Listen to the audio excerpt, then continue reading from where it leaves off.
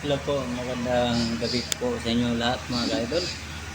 So ngayon, meron pa naman akong pangalawang ayusin itong speaker, Bluetooth speaker mga ka-idol. Ito siya mga ka-idol.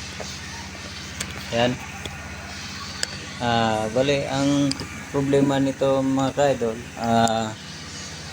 hindi daw talaga mag-charge, hindi din mag-on yung ano niya, yung speaker. Wala nang power. So ngayon, aking tatanggalin to, check up ko lahat ito ng problema dito sa loob, babaklasit ko to at kung ano-anong mga problema sa loob nito mga kaidol. So yun mga kaidol,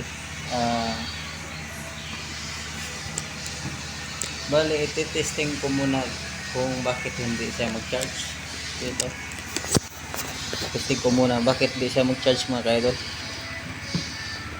Dapat ito mag-charge dito, magilaw yan siya dyan, magilaw yan siya dito banda mga ka-idol.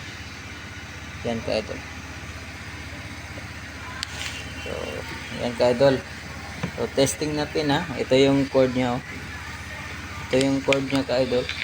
Yan, itong cord nya idol, isasaksak ko dito kung wala ba, totoo ba na wala itong ito.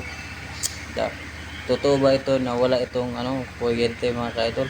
Hindi siya, pag hindi siya mag-ilaw, ibig sabihin yan, hindi talaga yan mag-charge mga ka-idol. Ito yung ka-idol, oh. Yan, yung connection yung wiring. Yan. Yan, pag dito yan, dapat mag-ilaw yan siya dito ka-idol. Yan, diba?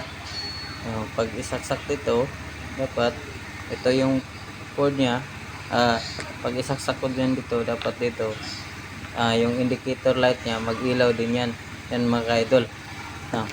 So mga ka-idol, i-testing ko muna to kung totoong hindi ba talaga mag-charge.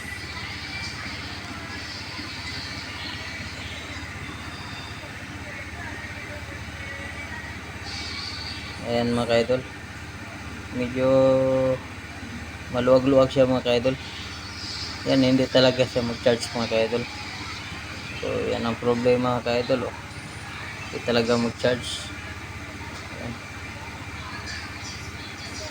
ka-idol, bali na lang, bubunutin ko na lang yan.